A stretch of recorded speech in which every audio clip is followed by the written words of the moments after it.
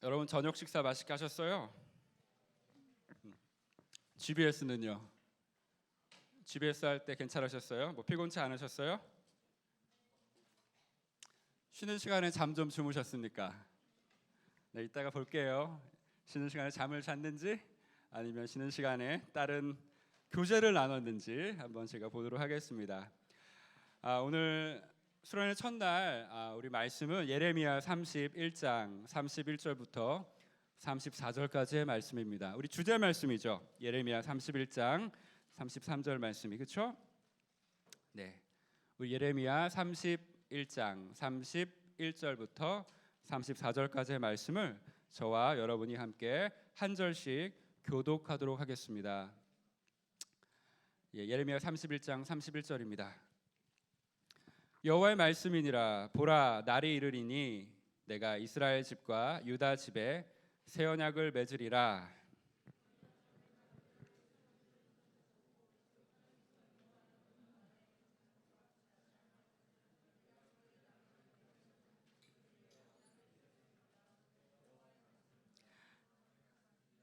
우리 하나 되는 목소리가 너무 아름답습니다. 다시 한번 우리 31절부터 한번 읽어볼게요. 여호와의 말씀이니라. 보라, 날이 이르리니 내가 이스라엘 집과 유다 집에 새 언약을 맺으리라. 조상들의 손을 잡고 애굽 땅에서 인도하여 내던 날에 맺은 것과 같이 아니할 것은 내가 그들의 남편이 되었어도 그들이 내 언약을 깨뜨렸음이라. 여호와의 말씀이니라. 그러나 그날 후에 내가 이스라엘 집과 맺을 언약은 이러하니 곧 내가 나의 법을 그들의 마음속에 두며 그들의 마음에 기록하여 나는 그들의 하나님이 되고 그들은 내 백성이 될 것이라. 여호와의 말씀이니라. 이웃과 형제를 가르쳐 이르기를 너는 여호와를 알라 하지 아니하리니 이는 작은 자로부터 큰 자까지 다 나를 알기 때문이라. 내가 그들의 악행을 사하고 다시는 그 죄를 기억하지 아니하리라. 여호와의 말씀이니라. 아멘. 아멘. 여러분 성경책을 보게 되시면은 요 31절 위에 표제가 무슨 표제로 기록되어 있어요? 새 언약이죠. 새 언약. 우리 새 언약이에요. 제가 처음 이 십자가로 새기는 그분의 손길 아로새기다라는 이런 제목을 가지고서 그리고 또 예레미야 31장 33절을 가지고서 말씀을 전해 주십시오라는 부탁을 받았을 때 새 언약에 대해서 말씀을 전하면 되겠다라는 그런 마음을 먹었습니다. 저 또한 언약에 대해서 많은 관심이 있었기 때문에 이렇게 새 언약에 대해서 오늘 말씀을 한번 나눌까 합니다. 여러분 제 목소리 잘 들리세요? 울리진 않나요? 괜찮습니까? 힘들지 않으세요? 네, 알겠습니다. 전 좀 울리는 것 같아가지고요. 하여튼 저는요 그 언약이라는 말을 들을 때 떠오르는 이미지가 있어요. 언약 좀 설레입니다. 설레어요. 왠지 좀 고결한 약속을 하는 것 같은 느낌이 들어서 언약이라는 말을 들을 때 좀 설레임이 일어납니다. 또 한 가지 이미지는 여러분 어떤 이미지예요? 언약하면은 뭐 견고함의 그런 이미지가 있지 않습니까? 견고함, 뭔가 이렇게 꽉 묶고 있다라는 거. 뭔가 한 번 맺으면 결코 끊을 수 없을 것 같은 그런 이미지가 제 마음속에 떠오릅니다. 그래서 사람들은 결혼과 그리고 약혼을 언약이라는 그런 용어로 쓰기를 좀 선호합니다. 그렇죠. 제가 받은 그런 청첩장들을 보게 되면은 가끔은 이렇게 써 있었어요. 결혼 언약식에 여러분을 초대합니다. 당신을 초대합니다라고요. 아무래도 그 언약이라는 그 단어는 우리가 흔히 알고 있는 어떤 약속이라는 단어보다는 좀 강한 뉘앙스를 품고 있어요. 그렇죠, 여러분? 그 왜 하나님께서 이렇게 언약이라는 이 용어를 성경 속에서 그렇게 많이 사용했을까요? 그 성경 속에는 언약이라는 용어가 참 많이 등장합니다. 한 300번 정도 등장한다고 학자들은 얘기합니다. 히브리어로 언약이라는 그 단어는 베리트라는 뜻인데요. 그 용어인데요. 이 베리트의 의미는 두 당사자를 언약을 맺는 이쪽 사람들과 그리고 이쪽 사람들을 완전하게 꼭 묶다라는 뜻입니다. 어떤 결속의 의미를 가지고 있어요. 그래서 한 사람과 또 한 사람이 언약을 맺을 때 두 사람은 완전하게 결속되어 있다. 뭐 여러분들이 쓰는 말로 치자면 엮이게 되는 거죠. 완전히 엮인 겁니다. 잘 끊어지지 않을 정도로 결코 헤어지지 않을 정도로 결코 분리되지 않을 정도로 매우 강하게 결속되어 있다라는 의미를 바로 이 베리트라는 그 언약이라는 단어가 가지고 있어요. 이게 얼마나 강력한 그 의미인지 모르겠습니다. 그래서 그 언약을 맺는다라는 그 동사가 우리 예레미야 31장 31절 맨 마지막에 새 언약을 맺으리라 할 때 그 맺으리라 하는 그 동사가 원어로 찾자면은 그 언약을 끊는다라는 그런 의미가 있어요. 언약을 분리시킨다. 좀 우리가 이해하기에는 좀 이상하잖아요. 왜 언약을 컷할까? 그 이유는 한 가지입니다. 왜냐하면 그 아브라함이 살던 시대를 한번 떠올려 보십시오. 고대 근동 시대입니다. 한 4천 년 전이죠. 한 4, 5천 년 전인데 그 시기에는 여러 족속들이 여러 사람들이 그 종족별로 살면서 언약을 맺는 습관이 많이 있었어요. 그때 언약을 맺을 때 어떤 그런 세레모니가 있었냐 하면은 동물의 반을 딱 쪼개서 나누는 세레모니가 있었습니다. 그 의미가 무엇입니까? 동물의 반을 딱 쪼개서 그 사이를 지나갑니다. 서로. 그래서 지나가면서 이렇게 얘기하는 겁니다. 네가 이 언약을 어길 시에는 이렇게 반동아리 난다. 그만큼 여러분 언약은 상당히 중대한 거였어요. 그렇기 때문에 그 시대 사람들은 언약을 맺는다라는 그런 용어를 사용할 때 cut a covenant 썼어요. cut a covenant. 이렇게 언약을 자른다. 자르는 의식이 항상 언약 속에 있었습니다. 그렇기 때문에 그만큼 생명을 걸고 언약을 맺은 것이었기 때문에 상당히 언약을 맺는 그 의미는 상당히 중요한 의미였어요. 자신의 생명을 걸 만큼 상당히 심각하고 상당히 중대한 일이었습니다. 그렇기 때문에 여러분 언약식이라는 그런 이름을 솔직히 말씀드리면 함부로 사용하면 안 되는 거예요. 만약 여러분들이 사랑하는 사람이 있습니다. 이제 여러분들 막 교제도 하실 것이고 연애도 하실 거예요. 그래서 어떤 사람들은 언약의 반지를 이렇게 주고받으면서 일종의 의식을 막 치르잖아요. 낭만적인 형제들은 그 막 보석함에다가 반지를 갖다가 내가 너 사랑한다. 우리 언약식 오늘 맺자. 그런 사람들이 있을 거 아닙니까? 조심하십시오. 조금이라도 헤어지게 되면은 생명 끝나는 겁니다, 여러분. 그러니까 언약이라는 단어가 그만큼 되게 중요한 거예요. 되게 강한 뉘앙스가 있는 겁니다. 약속보다 훨씬 강한 뉘앙스가 이와 같이 언약이라는 단어 속에 들어있다는 것입니다. 그래서 우리 드라마 같은 거 보게 되면은 옛날 어른들 이렇게 교제하다가 헤어지게 되면은 너 죽고 나 죽자, 너 죽고 나 살자 이렇게 막 싸우잖아요, 그렇죠? 그게 왜냐하면은 그 관계가 그만큼 소중하다는 것을 의미하는 거예요. 아마 우리들보다 우리 시대는 그렇게 싸우진 않을 겁니다. 아마 우리 선배들은 저희들보다도 더 많이 이런 관계와 어떤 관계를 맺는 거에 대해서 소중하게 생각했던 것 같아요. 아무튼 이 언약식의 한 세레모니인 동물 반토막 내기는 하나님께서 아브라함과 언약을 맺을 때에도 분명히 사용하셨어요. 그렇죠? 창세기 15장에 하나님께서 아브라함에 오셔가지고 언약을 맺으실 때에도 동일한 그런 의식이 행해졌어요. 나중에 한번 볼게요. 창세기 15장 가세요. 네, 이와 같이 여러분 동물을 반토막 낼 때 어떤 일이 이루어집니까? 동물의 그 살갗에서 무엇이 뚝뚝 떨어집니까? 네, 피가 떨어지죠, 맞아요. 그래서 아브라함이 살던 시대에 이렇게 언약을 맺는다는 것은 바로 피로 맺은 언약을 의미합니다. 여러분 예수 그리스도의 보혈이 막 떠오르죠? 성경을 아시는 분은 그와 같이 언약을 맺을 때 피로 약정을 한다는 것은 생명을 담보로 한다는 그런 의미입니다. 생명을 담보로 한다는 것은 무엇일까요, 여러분? 사람과 사람이 언약을 맺을 때 생명을 담보로 한다. 그것은 결코 그 언약이 깨어질 수 없다는 것입니다. 결코 이 언약이 취소될 수 없다라는 그런 의미를 가지고 있어요. 그래서 여러분 뭐 홍콩 영어를 좋아하시는 분들과 중국 영어를 좋아하시는 분들은 뭐 결사대가 조직될 때에 그 중국 사람들 항상 무릎 딱 꿇고 그 하늘을 향해서 형제들이 이렇게 손가락에 딱 깨물어 가지고 그 물에다가 딱 한 다음에 그 마시잖아요, 그렇죠? 피의 언약을 세우는 거죠. 그리고 하늘을 향해서 마찬가지로 성경에서도 언약을 세우는 그런 장면들을 보게 되면요, 하나님 앞에서 언약을 세우는 경우에는 그 언약을 상당히 지켰습니다, 여러분. 여러분 내일 아니면 모레 GBS를 하실 때 그 야곱이라는 그런 사람과 야곱의 그 누굽니까 삼촌, 그러니까 라반이라는 그 사람이 둘이 언약을 맺는 장면이 좀 나올 것 같습니다. 그때에도 그들은 하나님 앞에서 언약을 맺는 장면이 있습니다. 한번 나중에 볼 때 그걸 한번 생각해 보세요.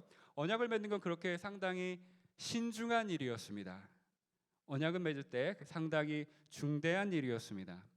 그렇기 때문에 언약을 맺은 내용들을 보게 되면 항상 어떤 한계가 있습니다.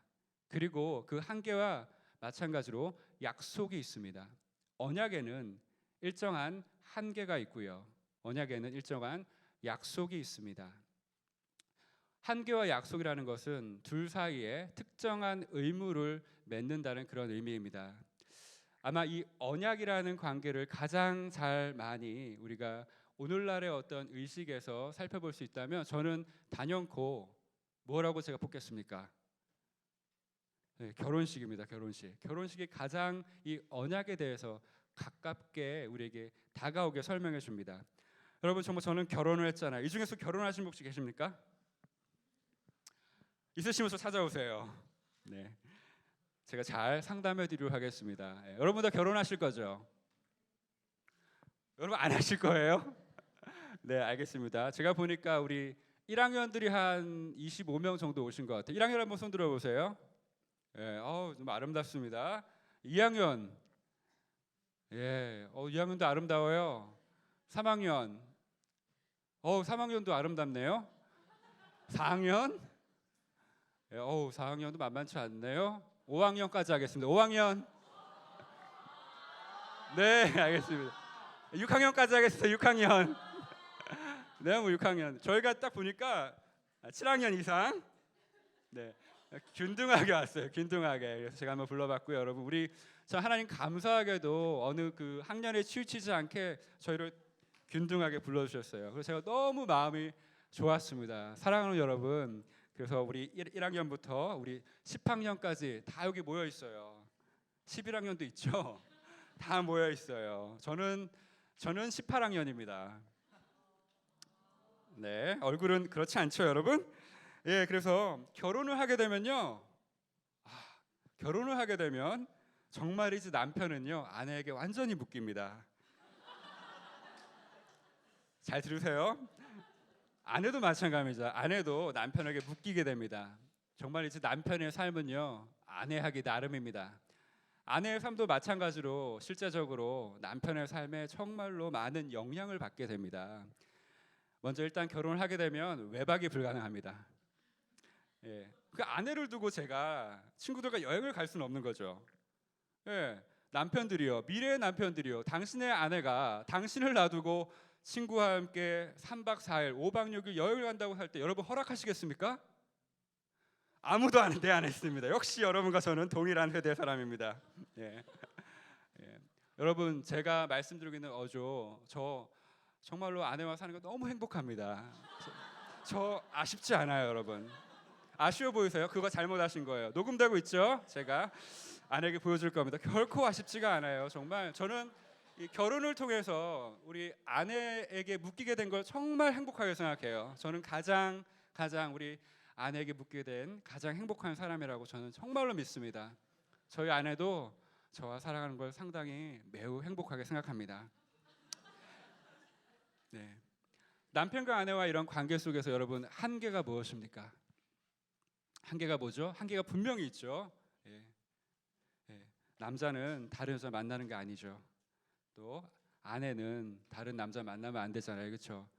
바람을 피우면 안 된다는 그런 한계가 반드시 있습니다. 언약에는 그런 한계가 바운더리가 반드시 있어요. 만약에 그런 바람을 피게 된다는 것은 언약을 깨트린다는 것이에요. 여러분 상상만 해도 얼마나 제 마음이 찢어지는지 아십니까? 저는 아내에게 지금도 이렇게 얘기해요. 저희 아내가 직장을 다닙니다. 여보 너무 예쁘게 하고 다니지 말라고. 다른 남자가 당신 좋아하면 안 된다고. 예. 형제들이요 이런 얘기 해줘야 됩니다. 예. 예. 여러분 생각해 보세요. 내가 정말 사랑하는 사람이 옆에 있는데 그 사랑하는 사람이 은연중에라도 나에게 나를 속이거나 나에게 말하지 않고 다른 형제와 식사를 하고 있는 모습이 나에게 발각이 됐어요. 여러분 내 마음이 얼마나 아플까요? 하물며 이런데 여러분 그렇게 언약 관계가 깨어지는 그런 행동을 하게 된다면 정말로 가슴이 아플 것입니다. 여러분 이것도 아마 하나님의 마음이 이럴 겁니다. 언약에 대한 언약 백성에 대한 그 마음이 하물며 잠깐 동안 다른 어떤 이성과 그렇게 얘기하고 웃는 모습을 보더라도 속이 좁은 저는 마음이 아픈데 하나님은 어떠시겠어요? 여러분 그러면 이 한계뿐만 아니라 약속은 무엇일까요? 약속은 딱 한 가지입니다, 여러분. 결혼식장에서 주례를 하시는 주례 선생님의 그 우리를 그 신랑과 신부를 향한 약속은 딱 한 가지예요. 영원히 서로 사랑하는 겁니다, 여러분. 영원히 함께 사는 것입니다. 그것이 바로 약속입니다. 영원히 함께하는 것이 약속의 가장 중요한 것입니다. 그리고 또 한 가지가 있어요, 여러분. 잘 들으세요. 결혼을 하게 되잖아요. 그러면 너무나 감사한 게 아내의 모든 것이 저의 것이 됩니다. 그리고 저의 것이 아내의 것이 됩니다. 아직 알아채리지 못하셨군요. 아내의 모든 것이 저의 것이 되고 저의 것이 아내의 것이 됩니다, 여러분. 결혼하게 되면 이게 참 좋아요. 다시 한번 저의 모든 것이 아내의 것이 됩니다. 저의 모든 게 아내의 것이 되고 아내의 모든 것이 저의 것이 됩니다, 여러분. 무슨 말인지 아시죠?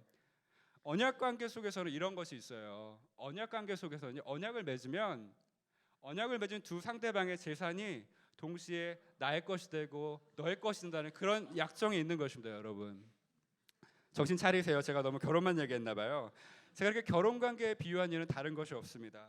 여러분 잘 이해하도록 여러분께 설명을 드리고자 함도 있지만 우리 하나님께서 하나님과 하나님의 백성 사이의 관계를 결혼 관계로 비유를 많이 하였습니다. 그래서 말씀을 드리는 거예요. 결혼 관계에 거룩함이 있어요. 결혼 관계에 그런 고결함이 있어요. 고귀함이 있어요. 그렇기 때문에 우리 하나님께서도 하나님의 백성들과의 관계를 아주 많이 결혼 관계로 비유했습니다. 그래서 하나님께서는 이방신을 섬기는 하나님을 섬기지 아니하고 하나님을 경배하지 아니하고 하나님 외에 다른 신을 섬기는 이스라엘 백성을 향해서 너는 그러면 안 된다. 나는 너의 남편이다라고 애타게 외치고 있어요. 가장 많이 이러한 외침이 있는 본문이 어디입니까? 바로 호세아서죠, 여러분. 이러한 외침은 그 소선지서 호세아서에 많이 등장을 합니다. 한번 호세아를 찾아볼까요? 호세아 한 2장 16절입니다. 한번 봅시다. 호세아 2장 16절입니다. 호세아 2장 16절 같이 읽겠습니다. 시작. 여호와께서 이르시되 그날에 내가 나를 내 남편이라 일컫고 다시는 내 바알이라 일컫지 아니하리라. 그렇죠? 그날에 이제 회복되는 날이겠죠. 그때 너가 나를 내 남편이라고 부를 것이다. 그리고 다시는 나의 주인, 돈만 공급해주는 그런 주인이라 바알이라 일컫지 않을 것이다라고 얘기하고 있어요. 이스라엘 백성이 하나님을 버렸죠. 그리고 바알신을 섬겼습니다. 남편을 버리고 이방신을 남편으로 받아들였어요. 악한 행동을 한 것이죠. 호세아서 2장 19절 밑에 보겠습니다. 그래서 하나님께서는 호세아서에 등장하는 이스라엘 백성들과 다시 한번 관계를 회복시키기를 원하십니다. 다시 한번 내가 하나님이 이스라엘 백성을 향해서 어떠한 위치에 있는지를 호세아서 2장 19절에서 그리고 20절에서 말씀하고 있어요. 우리 두 구절을 같이 한번 읽어보도록 하겠습니다. 시작. 내가 내게 장가들어 영원히 살되 공의와 정의와 은총과 긍휼이 여김으로 내게 장가들며 진실함으로 내게 장가들리니 내가 여호와를 알리라. 그렇죠? 내가 여호와를 알게 될 것이다라고 말씀하고 있습니다. 호세아 선지자를 통해서 하나님은 이스라엘에게 남편됨을 선포하십니다. 그리고 신부 이스라엘이 우상을 섬기는 일로부터 하나님께 돌아오기를 기다리고 있습니다. 그리고 이스라엘이 돌아오게 되는 그날에 이스라엘이 어떻게 된다고 그랬습니까? 누구를 안다고요? 여호와를 알게 될 것이라고 분명하게 얘기하고 있습니다. 이스라엘이 다시 한번 마음을 정해서 여호와께 돌아오게 될 때 우리와 같이 마음을 정해서 하나님의 말씀을 배우기 위해서 이곳에 올 때 너희가 하나님을 알게 될 것이다. 너희가 여호와를 알게 될 것이다 라고 말씀을 분명히 해주고 계시는 것입니다. 사랑하는 여러분, 언약관계의 동반자는 이와 같이 서로에 대해서 잘 알게 됩니다. 결혼을 다시 얘기하겠는데 결혼을 하게 되면 정말로 아내에 대해서 알지 못했던 부분들을 상당히 많이 알게 됩니다. 저는 제 아내가 그렇게 눈물이 많은 줄 알았지만 또 그렇게 재미있는 사람인지 정말로 몰랐습니다. 연애할 땐 정말로 눈물만 보여줬어요. 그래서 그 눈물이 저를 감동시켰습니다. 그런데 웬걸요? 너무너무 재밌어요. 저는 몰랐어요. 언약관계에 함께 있을 때 이와 같이 서로에 대해 알게 되는 그런 친밀한 그런 기쁨이 있어요. 우리도 하나님을 알게 될 때 그와 같은 친밀한 기쁨이 있는 거예요. 언약관계에 깊이 들어갈 땐 그것이 가능합니다. 우리 아내도 마찬가지입니다. 제가 이렇게 인상이 좋은 줄만 알았지 상당히 냉정한 남자인 줄 몰랐습니다. 네, 우리 찬양 냉정하지 않습니다, 여러분. 사랑하고 축복합니다. 사도 바울도 그랬습니다. 사도 바울도 예수 그리스도께서 교회를 사랑하는 것.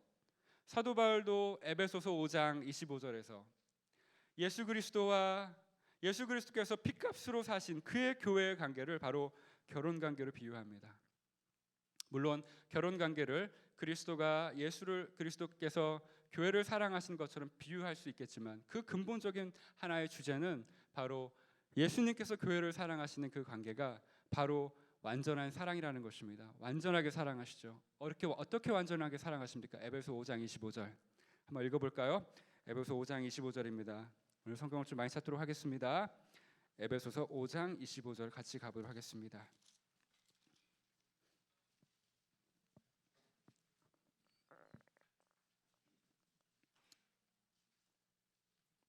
사도 바울은 매우 절묘하게 그리스도의 백성들과 교회죠. 예수 그리스도와 교회와의 관계를 에베소서에서 설명한 다음에 이제 5장부터 이루어지는 성도들의 적용적인 부분에서 바로 남편과 아내와의 관계를 절묘하게 교회론을 가지고서 이렇게 말씀을 전하고 있습니다. 한번 같이 읽어보도록 하겠습니다. 25절입니다. 시작. 남편들아 아내 사랑하기를 그리스도께서 교회를 사랑하시고 그 교회를 위하여 자신을 주심같이 하라. 그 교회를 위해서 자신을 주심같이 하라. 그 교회를 위해서 예수님께서 주신 것은 무엇입니까? 목숨이죠. 목숨입니다. 그 교회를 위해서 예수님께서 버리시고 희생하신 것은 바로 목숨입니다.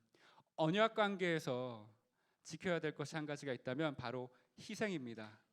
언약을 맺는다는 것은 희생한다는 것입니다. 언약을 맺는다는 것은 헌신한다는 것입니다. 언약을 맺는다는 것은 사랑한다는 것입니다. 그 사랑의 정도가 얼마인지 아십니까? 바로 목숨을 담보로 하는, 목숨을 희생하면서까지 언약을 지키겠다고 하는 그런 맹세가 있는 것이 바로 언약입니다. 아까 우리가 한계와 약속이 있다라는 것을 우리가 함께 배웠는데요. 한계와 약속은 다른 말로 또 다른 말로 표현할 수가 있어요. 그것은 바로 책무라고, 책임감, 의무, 서로 책임을 져줌으로써 다른 사람이 나를 필요로 할 때 책임이 있기 때문에 가서 돕는 것입니다. 언약을 맺게 될 때 한쪽이 도움을 요청하면 한쪽은 반드시 도와줘야 됩니다. 그것이 고대 근동 지방에서 여러 나라들이 함께 맺었던 언약의 내용들입니다. 여러분 이게 어디에 나와 있는지 아세요? 되게 재밌습니다. 여호수아에 나와 있어요. 여호수아 9장에 나와 있어요. 여호수아 9장에 보면은 누가 나오냐면은 가나안 족속 중에 하나가 기브온 족속이 나옵니다. 하나님께서 모세에게 얘기했어요. 가나안 땅에 들어가게 되면은 가나안 땅에 있는 모든 족속들을 다 진멸하라. 왜냐하면 그들의 악이 정말로 찼다. 이제는 그들의 악에 대해서 그들이 보응을 받을 시기가 왔다. 그리고 그들과 함께 너희가 거하게 되면 너희가 나를 버리고 그들의 신을 섬길 것 같다. 그러므로 가서 다 진멸하라 합니다. 그런데 머리가 좋았던 기브온 족속은 이 사실을 알게 됐어요. 그래서 자신의 족속들이 가나안 족속이 아닌 것처럼 생각해가지고요 속였어요. 저 멀리서 온 족속인 것처럼 변장을 해가지고 이렇게 와가지고 이스라엘 족속 가가지고 우리와 협정을 맺읍시다라고 해요. 그때 이스라엘 족속이 정신을 차리지 아니하고 하나님께 묻지 아니하고 언약을 맺게 됩니다. 진멸해야 할 그 가나안 족속 중에 한 족속인 기브온 족속과 그와 같은 언약을 체결합니다. 그 다음에 어떤 일이 벌어집니까? 가나안 족속의 다른 족속들이 자기와 같은 가나안 종족이었던 기브온 종족이 이스라엘 백성과 언약을 맺으니까 화가 나서 이 기브온 족속을 쳐들어갑니다. 그러니까 이 기브온 족속이 누구에게 도움을 청합니까? 이스라엘 족속이 도움을 청하죠. 여러분 하나님이라면 이때 어떻게 하시겠습니까? 하나님께서는 가나안 모든 족속을 치라 명하셨습니다. 그렇죠? 근데 기브온 족속 이게 누구예요? 가나안 족속이죠. 근데 그 가나안 족속이 언약을 맺었잖아요. 하나님 앞에서. 근데 그 기브온 족속이 이스라엘 족속에게 부탁을 하는 겁니다. 지금 전쟁 상황이다. 너 나랑 언약 맺지 않았냐? 와서 날 도와줘라. 그때 하나님은 어떤 결정을 내리십니까? 맞아요, 그거예요. 하나님은 어떤 분이세요? 언약에 신실하신 하나님이십니다. 그때 여호수아가 기도합니다. 하나님 어떻게 하면 될까요? 내가 다 이기게 해주겠다. 내가 그 전쟁의 손을 너에게 주겠다. 너의 손을 들어주겠다. 가서 언약 지켜라. 그래서 기브온 족속은 이스라엘 족속 가운데 살면서 허드렛 일을 하게 되는 그런 족속으로 남게 됩니다. 여러분, 하나님은 그와 같이 언약에 되게 신실하신 분이세요. 하나님의 백성뿐만이 아니라 만약 하나님의 백성이 하나님의 백성이 아닌 이방 사람들과 함께 언약을 맺었을 경우에도 하나님은 신실하게 그 언약을 지켜나가십니다. 왜냐하면 그 언약이 누구의 이름으로 되었기 때문에요? 하나님의 이름으로 되었기 때문에 그렇습니다. 하나님의 명예가 달린 일입니다. 여기서 중요한 건 그 하나님의 명예에 대한 얘기가 아니라 언약을 맺었을 거에 그 책무가 있다는 것입니다. 책무가. 여러분, 왜 하나님께서 우리를 위해서 싸워주십니까? 왜 하나님께서 우리를 위해서 싸우십니까? 만군의 여호와 하나님께서 우리를 위해서 먼저 나가셔서 영적으로 싸워주시고, 왜 우리가 힘들 때 우리를 도우십니까? 왜 하나님 우리를 도우십니까? 우리를 사랑하시기 때문에 맞습니다. 그런데 언약의 관점에서 볼 때 무엇입니까? 우리가 바로 하나님과 언약 백성이기 때문입니다. 하나님과 우리 사이에 언약 관계가 체결되었기 때문에 우리가 하나님을 부르면 하나님을 도와주셔야 돼요. 여러분, 얼마나 우리가 이 언약이 주는 그런 큰 은혜 가운데 살고 있습니까? 여러분은 언제든지 하나님의 이름을 부를 수가 있는 것입니다. 그런데도 불구하고 우리는 언약 백성인 걸 많이 잊고 삽니다. 우리가 하나님의 도움을 구할 때 하나님을 찾지 않아요. 이스라엘 백성이 그랬어요. 하나님과 언약을 맺은 백성이었음에도 불구하고 그들은 하나님을 신뢰하지 않았습니다. 그렇기 때문에 누굴 찾았습니까? 바알신을 찾았습니다. 여러분, 우리는 하나님의 언약 백성인 것을 꼭 여러분 기억하셔야만 합니다. 이번 수련회에서 그런 걸 꼭 기억하시고 우리 구할 바가 있을 때 하나님께 나가서 아뢰는 그런 기도를 합시다. 여러분, 이 오늘 본문 다시 돌아갑시다. 32절 봅시다. 32절, 예레미야 32절 봅시다. 다시 구약으로 보겠습니다.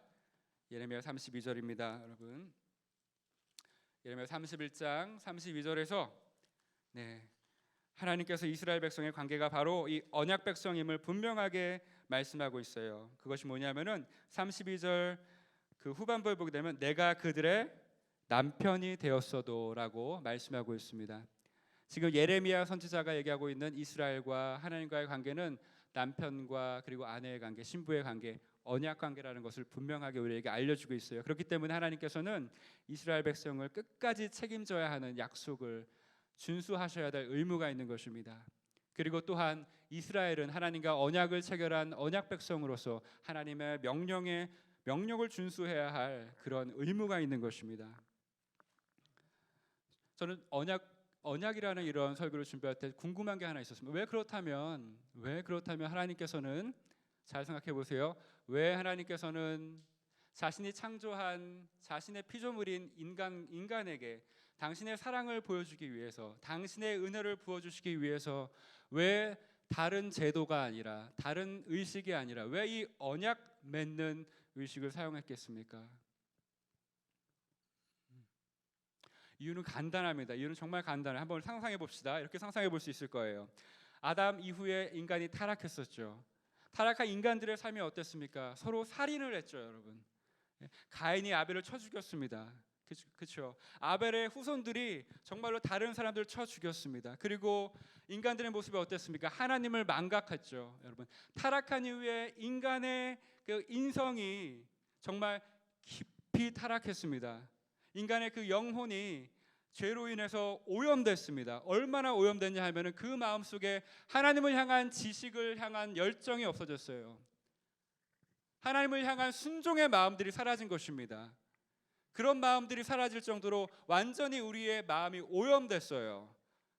그렇기 때문에 하나님께서는 그들의 그 오염된 마음을 보시고 상당히 슬퍼하셨습니다. 오염된 마음을 가지고 있는 인간들의 삶을 보니 하나님처럼 되고 싶다고 해서 바벨탑을 쌓는 교만한 모습을 보였고요. 하나님의 뜻은 이 온 세상 가운데 퍼져나가면서 하나님의 복이 되는 것이 하나님의 목적이었습니다. 그렇지만 그들은 한 곳에 모여서 안주하려고 합니다. 그들은 혼란과 무질서 속에서 자신들의 명성을 내는 데만 정신이 팔려 있었습니다. 그런 모습을 보고 하나님은 되게 안타까우셨어요. 그런데 하나님께서 고대 그 아브라함 시대의 사람들이 서로 언약을 맺는 그런 모습을 봐주신 것입니다. 내가 만든 이 사람들을 보니까 이 사람들이 서로 언약을 맺고 있네. 언약을 맺고 있는 가운데에서 서로 약속을 지키고 또 굳게 서로의 관계가 결속되어 있는 모습을 보고서 그렇다. 내가 이들에게 직접 내려가서 이들과 언약을 맺으리라. 그러면 나는 이 내가 창조한 피조물인 사람들에게 매이게 되고 이 피조물 역시 나에게 매이게 될 것이다 라는 걸 주님은 아마 알으셨을 거예요. 이것은 상상입니다, 여러분. 이렇게 설명하는 책들이 많더라고요. 제가 검증해봤어요. 이 책만 그런 건지. 그렇지 않더라고요. 대부분의 책들이 이렇게 설명을 해요. 그래서 여러분께 말씀을 드리는 겁니다. 오해하지 마십시오. 네. 하나님께서는 인간이 가장 잘 이해할 수 있을 정도의 그런 관계를 맺기 위해서 높으신 하나님이 이 인간 땅에 내려오셔서 언약을 맺기로 결정하신 것입니다. 왜냐하면 매이고 싶었기 때문입니다. 나는 너에게 굳게 매일 것이다. 너도 내게 굳게 매일 것이다. 내가 가진 모든 것이 너의 것이 될 것이다. 그리고 하늘의 모든 축복이 너의 것이 될 것이다. 나는 너와 언약 맺는 의식을 치룰 것이다. 이것이 바로 타락한 인간을 향해서 가진 하나님의 언약 맺고 싶어하는 마음인 것입니다, 여러분. 그래서 하나님은 누구를 선택했습니까? 그 한 사람 누구입니까? 바로 그가 맞습니다. 야곱의 할아버지죠. 이 아브라함입니다. 아브라함에게 찾아오셨습니다. 그리고 그와 언약을 맺으십니다. 이것이 바로 우리가 소위 잘 알고 있는, 여러분들이 잘 알고 있다고 생각하는 아브라함 언약입니다. 아브라함 언약 이따 볼게요. 하나님 처음부터 그렇게 언약을 맺지는 않았어요. 처음에 아브라함에게 오실 때 하나님이 하신 말씀은 뭐죠? 떠나라죠. 떠나라. 그렇죠? 떠나라. 근데 아브라함이 순종했어요. 그렇죠? 믿음으로 떠났습니다. 그리고 나서 하나님이 아브라함을 찾아오셔서 언약을 세우십니다. 창세기 15장입니다. 한번 창세기 15장으로 한번 가볼게요. 하나님이 사람과 언약을 맺는 장면이 창세기 15장에 아주 잘 기록되어 있기 때문에 창세기 15장으로 가는 것입니다. 창세기 15장을 잘 보게 되면 여러분들이 내일 할 GBS에도 많은 도움이 될 거라고 믿어 의심치 않습니다. 창세기 15장을 보겠습니다. 6절 보겠습니다. 아브라함이 여호와를 믿으니 여호와께서 이를 그의 의로 여기시고 그리고 또 이르시되 7절입니다. 나는 이 땅을 내게 주어 소유를 삼게 하려고 너를 갈대아인의 우르에서 이끌어낸 여호와니라. 그렇죠? 하나님께서 아브라함과 세우신 언약의 내용의 첫 번째는 무엇입니까? 바로 자손에 대한 약속을 주시고 땅에 대한 약속을 주십니다. 땅에 대한 약속을 주세요. 네, 이 땅을 준다 약속을 주시고 그러자 아브라함이 반문하죠. 8절 보세요. 그가 이르되 주 여호와여 내가 이 땅을 소유로 받을 것을 무엇으로 알리이까? 제가 어떻게 알겠습니까? 이렇게 묻습니다. 그러자 하나님께서 아브라함에게 얘기합니다. 동물 준비해라. 언약의 증거물인 동물들을 준비해라라고 9절에 얘기합니다. 그러자 아브라함은 동물을 쪼갭니다. 그렇죠? 네, 쪼개요. 아브라함은 알고 있었어요. 언약식을 맺는 것에 익숙해 있었던 사람이에요. 그러니까 아브라함이 바로 쪼개잖아요. 그렇죠? 그 중간을 쪼갭니다. 그리고 쪼갠 것을 마주 대하고 놓고 그 새는 쫓지 않았습니다. 그리고 나서 어떻게 됩니까? 하나님께서 그 쪼갠 사이로 지나가십니다, 여러분. 아브라함은 어떻게 됐어요? 아브라함도 지나갑니까? 아브라함은 지나가지 못합니다. 아브라함은 어떻게 됐어요? 아브라함은 잠들었어요. 12절 보세요. 해질 때 아브라함에게 깊은 잠이 임하고 큰 흑암과 두려움이 그에게 임하였더라. 아브라함은 지나가지 못했어요. 아브라함이 졸려서 잤겠습니까? 잠이 임한 거죠. 여러분 이 가운데서 하나님의 그런 신실하심이 왜요? 지금 잠이 임하세요? 네, 왜 그랬을까요, 여러분? 하나님만이 그 지금 쪼개졌어요. 이 사이로. 여러분 동물이 아니에요. 쪼갠 사이로 지나갔어요. 하나님만이 유유히 지나갔어요. 아브라함은 잠자고 있을 거예요, 여러분. 이것이 무엇을 의미합니까? 그렇죠. 하나님께서 생명을 담보로 해서 내가 이 언약을 반드시 지키겠다는 거예요. 그리고 하나님은 이미 아셨습니다. 인간은 죄가 있어서 나와 함께 맺을 언약에 대해서 완전하게 순종하지 못할 것을 아셨습니다, 여러분. 그렇기 때문에 하나님께서는 홀로 그것을 지나가셨습니다. 하나님은 아브라함과 맺은 이 언약을 성경 전체를 통해서 요한계시록까지 계속해서 언급할 수 있도록 아브라함과 이러한 고결하고 귀한 약정을 체결하십니다. 그래서 언약을 딱 맺습니다. 이 언약이 얼마나 중요한 언약이냐면은 18절에서 이렇게 얘기합니다.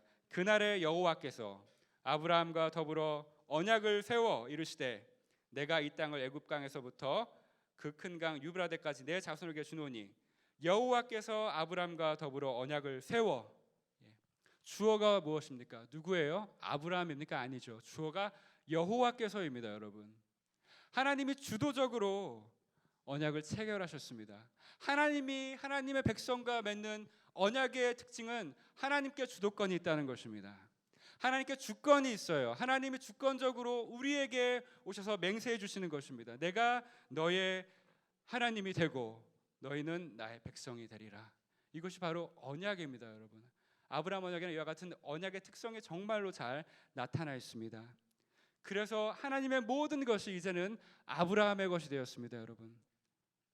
그리고 아브라함은 하나님의 모든 명령에 순종해야 할 그런 책무를 지니게 되는 것입니다. 성경에는 이와 같이 아브라함 언약만 등장하는 것이 아닙니다. 학자들은 아담과 맺은 언약도 언약의 일종이다라고 얘기합니다. 그것을 아담 언약이라고 하죠. 그리고 창세기 9장에는 노아와 맺은 언약이 등장합니다. 노아 언약이죠.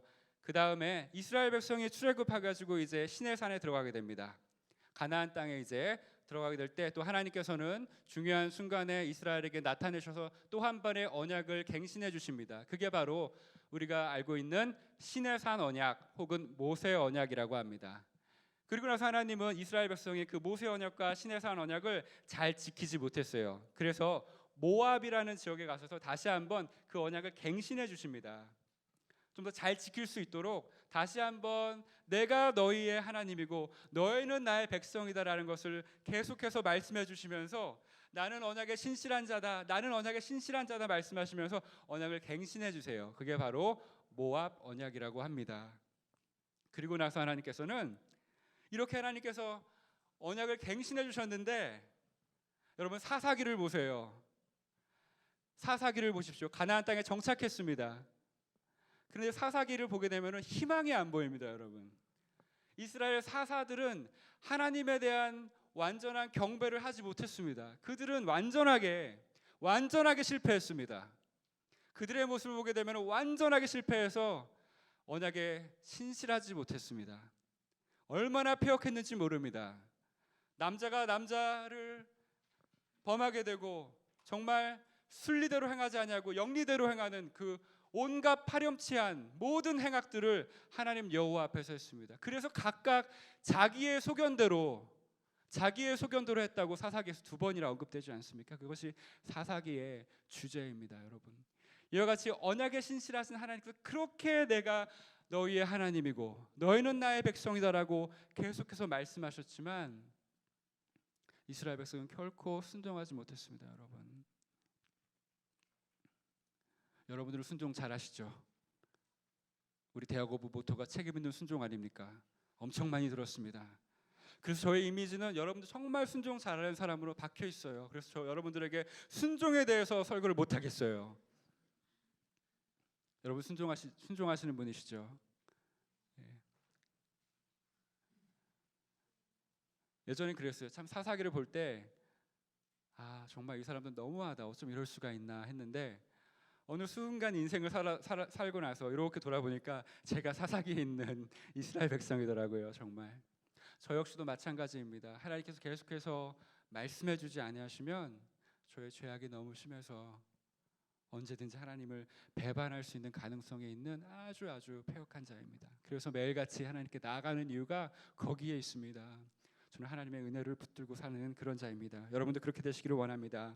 그래서 하나님께서는 사무엘 하에서 다윗이라는 한 사람을 택합니다. 그래서 다윗에게 말로 다 할 수 없는 완전한 언약을 보여주십니다. 여러분, 아까 제가 처음에 오늘 오후에 여러분 어디죠? 이사야서 55장 1절과 3절을 얘기해 주면서 거기에 다윗에게 부어준 완전한 은혜다라는 것을 여러분 말씀해 주신 기억나세요?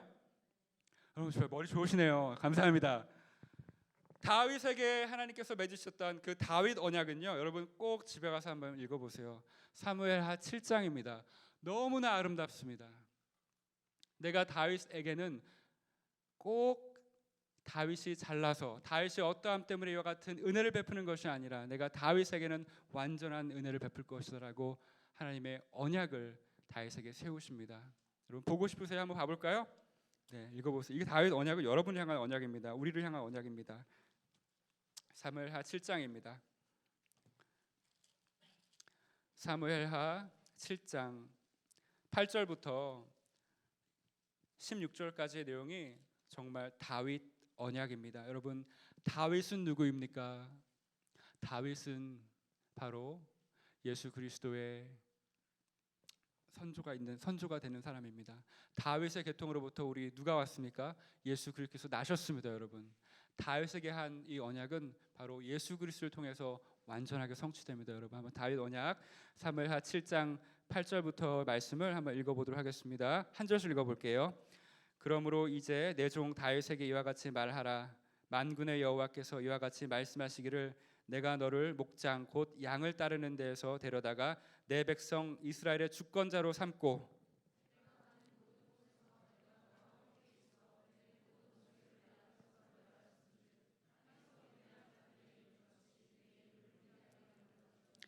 내가 또 내 백성 이스라엘을 위하여 한 곳을 정하여 그를 심고 그를 거주하게 하고 다시 옮기지 못하게 하며 악한 종류로 전과 같이 그들을 해하지 못하게 하여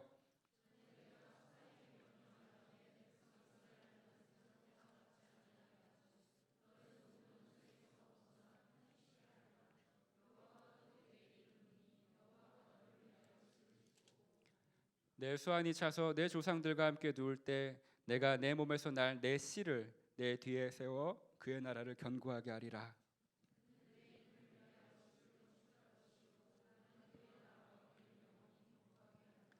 나는 그에게 아버지가 되고 그는 내게 아들이 되리니 그가 만일 죄를 범하면 내가 사람의 매와 인생의 채찍으로 징계하려니와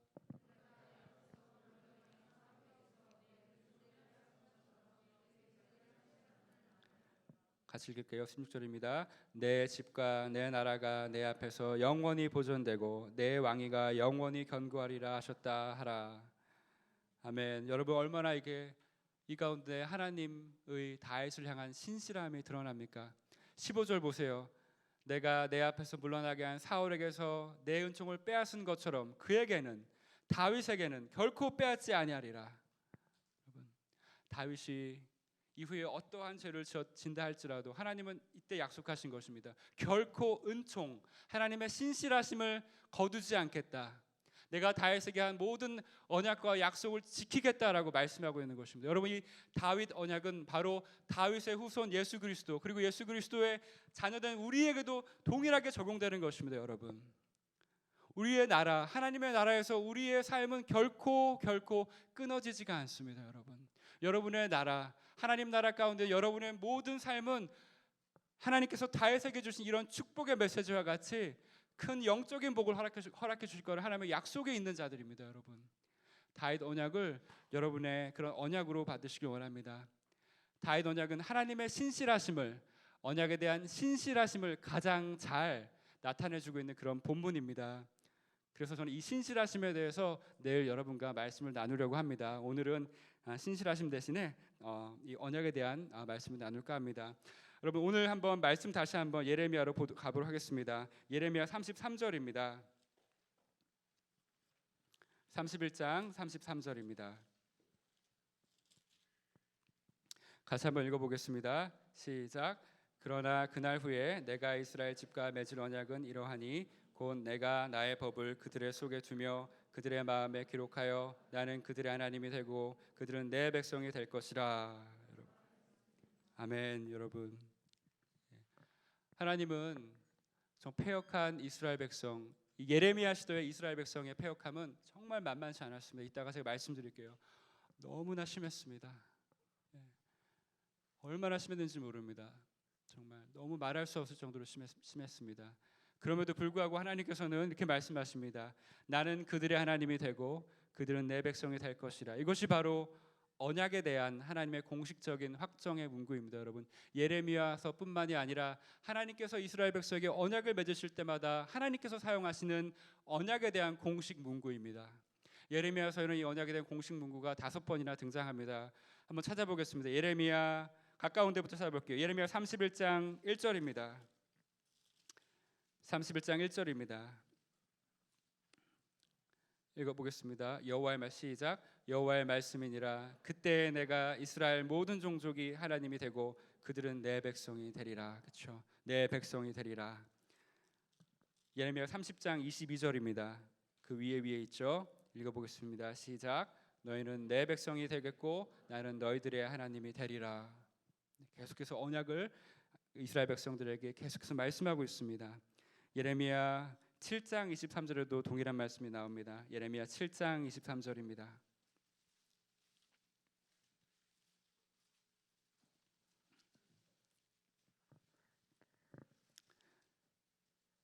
(7장 23절입니다) 시작. 오직 너희는 내 목소리를 들으라. 그리하면 나는 너희 하나님이 되겠고 너희는 내 백성이 되리라. 너희는 내가 명령한 모든 길로 걸어가라. 그리하면 복을 받으리라 하였으나. 그렇죠? 말씀하시죠. 24절 7절입니다. 24절 7절입니다. 다시 한번 가보겠습니다. 예레미야 24장 7절입니다. 또 등장합니다. 3번 찾았어요. 2번 남았습니다. 24장 7절입니다. 시작. 내가 여호와인 줄 아는 마음을 그들에게 주어서 그들이 전심으로 내게 돌아오게 하리니 그들은 내 백성이 되겠고 나는 그들의 하나님이 되리라. 32장 38절입니다.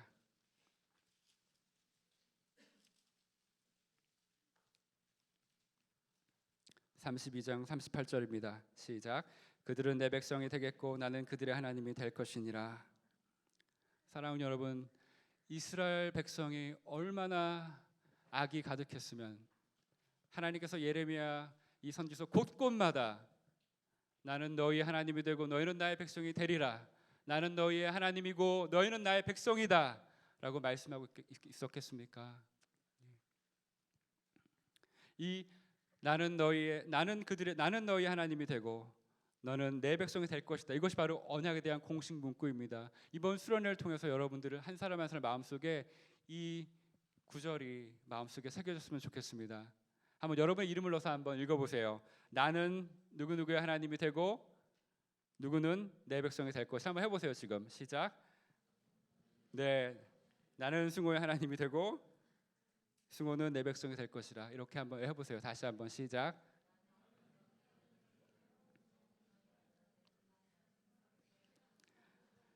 네, 알겠습니다. 잘하셨어요, 여러분. 잘하셨어요. 이와 같이 언약을 맺는 데 있어서 하나님의 그런 친밀한 관계에 대한 욕구가 여러분 느껴지십니까? 언약을 맺는 데 있어서 하나님 우리와 정말 가까워지길 원하십니다. 얼마나 가까워지길 원하시는지 모릅니다, 여러분. 언약이라는 것이 완전한 결속이라 그랬잖아요. 정말 긴밀한 관계입니다, 여러분. 그래서 하나님은 계속해서 여러분들을 찾으시는 것입니다. 내게로 와라. 돈 없는 자도 와라. 와서 값없이 주는 꿀을 먹어라. 젖을 먹어라. 꼴을 먹어라. 말씀을 먹어라 하시는 것입니다. 얼마나 하나님께서 여러분을 사랑하시는 줄 아세요? 이루 말할 수가 없습니다, 여러분. 이 예레미야서를 읽게 되면은 그와 같은 하나님의 사랑의 마음이 너무나 사무쳐 오르는 것을 여러분 깨닫게 될 것입니다. 한번 예레미야 나중에 읽어보세요, 여러분. 그런데 언약 속에는 이와 같이 사랑의 메시지만 있는 것이 결코 아닙니다. 언약에는 저주의 메시지도 있습니다. 언약 당사자들이 서로가 서로에게 맺은 어떤 협정을 지키지 않을 시에는 저주가 임했습니다. 저주가 임한다는 그런 약정을 또한 하였습니다. 하나님께서도 그랬습니다. 이스라엘 백성과 맺은 언약 가운데 만약 너희들이 나의 명령을 지키고 나의 율법을 다 지킨다면 너희들에게 천대까지 이르는 복이 있을 것이다. 그러나 너희들이 나의 명령을 지키지 아니하고 죄악 가운데 거하게 되면 너에게 저주가 임할 것이다. 언약에는 축복과 저주가 함께 공존합니다, 여러분. 그렇기 때문에 하나님께서 이스라엘 백성이 하나님을 배역하고 하나님을 버렸을 때 그들에게는 반드시 하나님께서 보응하십니다. 그 보응의 방법이 바로 이방 민족에게 땅을 빼앗기는 것입니다. 언약 백성에게 주어지게 되는 그 유업의 증거가 바로 땅입니다. 기업입니다. 근데 언약 백성이 하나님께 범죄하고 하나님의 명령을 어기고 하나님을 배역하고 우상을 섬겼을 시에 항상 땅에서 그들은 뽑혀지게 됩니다. 그래서 하나님께서는 신흥 강국 바벨론을 통해서 예레미야 선지서의 이 배경 가운데 바벨론을 통해서 이스라엘 백성을 그 예루살렘 땅에서 이방 땅으로 쫓겨가게 만드시는 것입니다. 이것은 응당한 보응입니다. 이것은 바로 언약의 신실하신 하나님, 언약적 공의의 신실하신 하나님을 나타내는 하나님의 응당한 처분입니다, 여러분. 축복과 저주는 언약 가운데 항상 함께 있습니다. 그렇지만 언약의 메시지들을 이렇게 자세히 들여다보게 보게 되면 언약의 메시지에는 축복이 훨씬 많습니다. 저주는 별로 없어요. 항상 축복이 저주를 압도합니다. 은혜가 우리의 죄악을 압도하는 것처럼 말입니다. 로마서 5장에 나와 있지 않습니까? 죄가 더한 곳에 은혜가 더 많다. super abounds라고, 저는 아직 영어 단어가 기억나는데 은혜가 훨씬 더 많다는 것이죠. 죄악보다 더 강한 것이 하나님의 은혜입니다. 그 어떤 죄악도 하나님의 은혜를 깨트릴 수가 없습니다. 마찬가지입니다. 언약 속에 존재하고 있는 축복과 저주의 메시지는 동일하게 있지만 항상 축복의 내용이 저주의 내용보다 훨씬 많다는 거 여러분 꼭 기억하시기 바랍니다. 여러분 지금까지 한 40분 정도가 지났나요?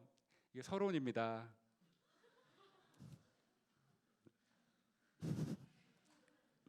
김정은 목사님한테 잘 배웠습니다, 제가. 그래서 우리 본론으로 한번 들어가 보도록 하겠습니다. 다시 한번 이제 예레미야 31장을 한번 분석해 보도록 하겠습니다. 여러분 언약 너무 재밌죠? 네, 첫날이니까 제가 빨리 보겠습니다. 예레미야 31장입니다, 여러분. 예레미야 31장 새 언약이 가져다주는 특별한 은혜가 있습니다, 여러분. 이제는 우리가 언약에 대해서 어느 정도에 대해서 약간 배경 지식을 가졌어요, 그렇죠? 우리 1학년들, 2학년들, 3학년들 조금 어려운 부분이 있으면 우리 리더들에게 내일 물어보세요. 그럼 우리 리더들 정말 잘합니다, 여러분. 야곱과 함께 야곱에게 주신 하나님의 언약에 대해서 여러분 GBS 할 터인데요. 이제는 우리 리더들이 잘 설명해 줄 겁니다. 그리고 여러분들도 잘 이해할 수 있을 거예요. 하나님은 31절입니다. 하나님은 이렇게 말씀하십니다. 여호와의 말씀이니라 보라 날이 이르리니 내가 이스라엘 집과 유다 집에 무엇을 세울 것이다? 새 언약을 세울 것이다. 새 언약을 세울 것이라 말씀하고 있습니다. 이것은 이렇게 말씀합니다. 이 새 언약은 32절입니다. 내가 그들의 조상들의 손을 잡고 애굽 땅에서 인도하여 내던 날에 맺은 언약과 같지 아니하다라고 분명하게 말씀하고 있습니다. 새로운 언약입니다, 여러분. 이전의 언약들에다가 무언가를 첨가해서 이전의 언약에 부족한 것들을 무언가 보완해서 그들에게 주어지는 언약의 갱신이 아닙니다. 이것은 완전히 새로운 그런 언약을 의미합니다. 새롭다라는 단어는 완전히 질적으로 새로운 것이라는 의미를 가지고 있어요. 이 새롭다라는 단어가 가지고 있는 그 히브리의 원어의 의미는 두 가지인데요. 첫 번째가 완전히 새로운 것을 의미합니다. 완전히 질적으로 새로워진 것입니다. 예를 들면은 우리 소나타 있잖아요. 소나타. EF 소나타가 NF 소나타로 된 것은 갱신이죠. NF 소나타가 그다음 어떻게 됐죠? 하이브리드가 되고 뭐가 된 건 다 갱신된 겁니다. 근데 새롭다는 것은 소나타에서 어떻게 됐다는 것인가요? 렉서스가 됐다고요? 그 정도가 아닙니다, 여러분. 그 정도가 아니라 어떤 운송수단의 혁신이 일어났다는 거예요. 그 정도 된다는 거예요, 여러분. 나르는 자동차일지도 몰라요. 예. 이 새로운 언약이라는 뜻은 옛 언약과는 매우 본질적으로 새로운 것이라는 것을 의미하는 것입니다. 그렇기 때문에 예레미야가 하나님으로 받은 그런 예언을 통해서 이와 같이 말씀해 주고 있는 것입니다. 내가 이제 이스라엘 백성과 맺을 언약은 이전의 언약과는 다르다, 같지 아니하다. 그것은 새로운 언약이다 라고 말씀을 하고 있는 것이에요. 이 새롭다라는 뜻이 어디 나오냐면은 이사야서에 나옵니다. 이사야서 65장, 우리가 잘 알고 있는 65장 17절입니다. 보라, 내가 무엇을 새 하늘과 새 땅을 창조하나니 이것 이전 것은 기억되지 아니하거나 이전 것은 기억되거나 마음에 생각나지 아니할 것이라. 보라, 내가 새 하늘과 새 땅을 창조하나니 이전 것은 기억되거나 마음에 생각나지 아니할 것이다. 여러분, 얼마나 마음이 새로운 것에 대해서 북받쳐 오를 수 있겠습니까? 하나님께서 우리에게 주시는 새로운 언약은 이전까지 있었던 모든 언약들보다 완전히 질적으로 좋은, 더 좋은 언약인 것입니다. 새로운 언약인 것입니다. 그것이 무엇인지 하나님께서는 이스라엘 백성에게 지금 조금씩 말씀하고 있는 것입니다. 그리고 새롭다라는 또 하나의 의미가 있습니다. 완전히 질적으로 새롭다는 의미도 있지만 또 한 가지의 의미는 이전에 회파되었고 이전에 모순되었고 이전에 지켜지지 않았던 그 본질이 다시금 회복된다는 의미를 가지고 있습니다. 여러분 꼭 기억하시기 바랍니다. 새로운이라는 뜻은 이 두 가지 의미가 있습니다. 이전에 잃어버렸던 그 본질적인 모습이 회복된다는 의미를 가지고 있고 동시에 완전히 질적으로 새로운 어떠한 특성을 가지고 있다라는 의미를 가지고 있는 것입니다. 여러분 그래서 새 언약이 가지고 있는 것은 이와 같이 새로운 것과 그리고 회복의 의미를 가지고 있다는 것을 꼭 명심하기 바랍니다. 여러분 하나님은 새 언약으로 우리를 회복시키는 분이십니다. 하나님은 새 언약으로 우리를 새롭게 창조하시는 분이십니다. 믿으십니까? 그렇기 때문에 고린도후서 5장 17절에서 우리에게 뭐라고 얘기합니까? 이전 것은 지나갔으니 보라 새 것이 되었도다. 동일한 언어입니다. 여러분 죄악으로 파멸되었던 우리의 옛 본성들이 예수 그리스도의 보혈의 피로 이제는 회복되는 것입니다. 회복될 뿐만이 아니라 이제는 더 나은 모습으로 우리가 재창조되는 것입니다. 그렇기 때문에 예레미야서에서 뭐라고 얘기합니까? 내가 나의 법을 그들에게 속에 두며 33절입니다. 내가 나의 법을 그들의 속에 두며 그들의 마음에 기록하여 나는 그들의 하나님이 되고 그들은 내 백성이 될 것이다 라고 말씀하고 있습니다.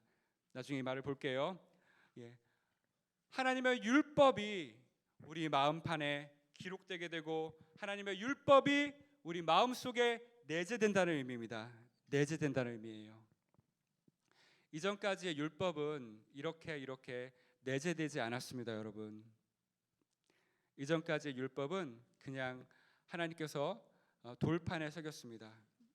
나중에 좀 더 자세히 말씀을 드리도록 하겠습니다. 이와 같이 여하간 중요한 개념은 이 우리에게 주어지는 이스라엘 백성에게 주어졌던 이 율법이 매우 새로운 율법이라는 말씀을 전해드립니다. 바로 새롭다는 뜻입니다. 그러면 왜 하나님께서 다른 언약을 주지 아니하시고 왜 이 하나님께서 어떤 언약의 갱신을 해주지 아니하시고 질적으로 새로운 그런 언약을 우리에게 주셨을까요? 하나님은 왜 그랬을까요? 왜 이 시기에 생각해 보세요. 이 예레미야가 살던 이 시기에 이스라엘 백성은 이제 좀 있으면은 바벨론의 포로로 끌려가게 되는 그런 시점입니다. 그 시기에 예레미야를 통해서 이스라엘 백성에게 이와 같은 소망의 메시지를 주는 이유는 어디에 있습니까, 여러분? 아까 제가 좀 언급했었죠. 이스라엘 백성의 죄악이 너무나 폐역했기 때문입니다.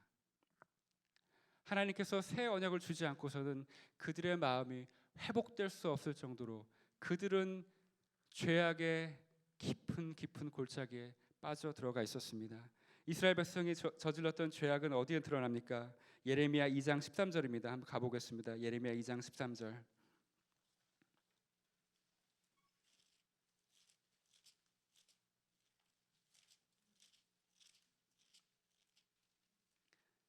예레미야 2장 13절은 이스라엘 백성이 저지른 죄악에 대해서 하나님께서 완벽하게 요약하고 계십니다. 한번 같이 읽어볼까요? 예레미야 2장 13절입니다. 시작.